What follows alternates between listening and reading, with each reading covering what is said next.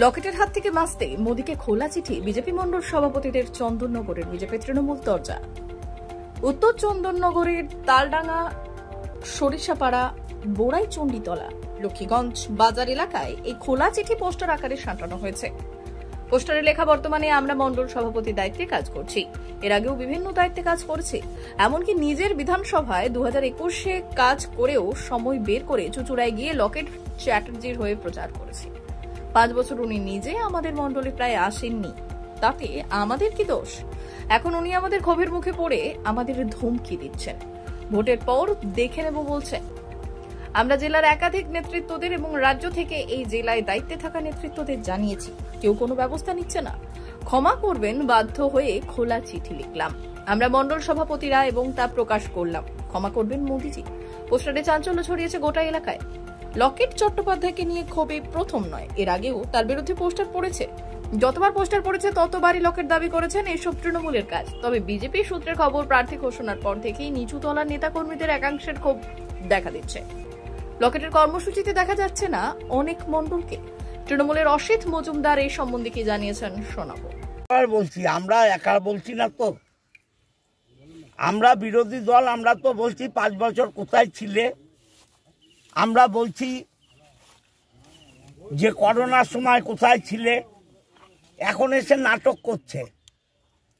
এখানে রাস্তা অবরোধ, ওখানে রাস্তা অবরোধ, কিছুক্ষণ বাদে দেখবেন দিল্লি রোডও অবরোধ করে দিচ্ছে, পুলিশ আসামি গ্রেপ্তার করছে। এই মাঝে কারবালার একটা গন্ডগোল নিয়ে এইসব নাটকবাজি করলো। মানুষের কাছে পৌঁছাতে গেলে আপনাদের মিডিয়া এখনো সর্বেসর্ব হয়ে দাঁড়িয়েছে, মিডিয়া ছাড়া কিছু হচ্ছে না। আমরা তো বলছি না, ওদের মণ্ডল সভাপতিরা বলছে, ওদের মণ্ডল সভাপতিরা বলছে লকেটের হাত থেকে বাঁচান, খোলা চিঠি মোদিজির। দেখবেন বলবে এটা তৃণমূলের কাজ। তৃণমূলের খেয়ে দিয়ে কাজ পড়েনি, লকেটকে নিয়ে ভাবতে হবে। আমরা মোদিজিকে নিয়ে ভাবি, লকেটকে নিয়ে ভাবি না। মোদিজির সাথে আমাদের লড়াই, লকেট বাচ্চা মেয়ে, ওর সাথে কি লড়াই?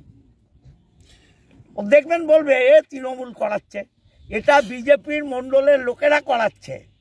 বিজেপির ছেলেরা ওকে চাইছে না, কেউ আছে বিজেপির। আর বিজেপির যে মালগুলো এখন ওর সাথে ঘুরছে তাদের নিয়ে আপনাকে পরে বলবো। 2021-এ তারা কি করেছিল পরে বলবো আপনাদের। তৃণমূল ভয় পেয়েছে, নিজের নাম না লিখে আমাদের মণ্ডল সভাপতিদের নাম করে এইসব ধরনের কিছু করছে। এরা ভয় পেয়ে গেছে, এরা দেখতে পাচ্ছে যে যেভাবে আজকে সিএ হয়েছে, 370 দ্বারা বিলীন হয়েছে, নারী বন্ধন অধিনিয়ম বিল হয়েছে, মহিলাদের জন্য এত কিছু নরেন্দ্র মোদীজি করেছে, সেটি নিজে এসে মহিলাদের জন্য আশ্বাস দিয়েছেন। বুঝতে পারছে যে হুগলিতে তৃণমূলের মানে মাটি তো অনেক নড়বড়ে হয়ে গেছে, আরও নড়বড়ে হয়ে গেছে। এইসব ভয় জয় পেয়ে এইসব ধরনের কিছু লিখছে, এগুলোতে কিচ্ছু যায় আসবে না। তারা বলতেই থাকুক, আমরা মানুষের মধ্যে তত বেশি করে পৌঁছবো। এই কিছুক্ষণ আগে জানতে পারলাম আমাদের 3 মণ্ডল সভাপতির নাম করে নাকি লকেট চ্যাটার্জির এগেনস্টে পোস্টার ফেলেছে যে লকেট চ্যাটার্জিকে আমরা চাই না। আপনাদের সবাইকে জানাতে চাই, এটা সম্পূর্ণ মিথ্যা অপপ্রচার।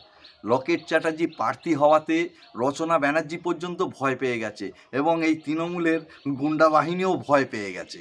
লকেট চ্যাটার্জিকে আমরা চন্দননগর বিধানসভা থেকে 3 মণ্ডল সভাপতি 50,000 ভোটে লিড দেবো এবং হুগলি লোকসভা থেকে লকেট চ্যাটার্জি যে ভোটে জিতেছিলেন 2019-এ তার ডবল মার্জিনে ওনাকে জিতিয়ে নিয়ে আবার দিল্লিতে পাঠাবো। এটা আমাদের প্রতিজ্ঞা রইল। এবং যাদের এখন মিথ্যা অপপ্রচার করছে তাদের মুখে ছাইকালি মাখিয়ে দেবো। এ ডর মুঝে বহুত আচ্ছা লাগা টিএমসি वालों।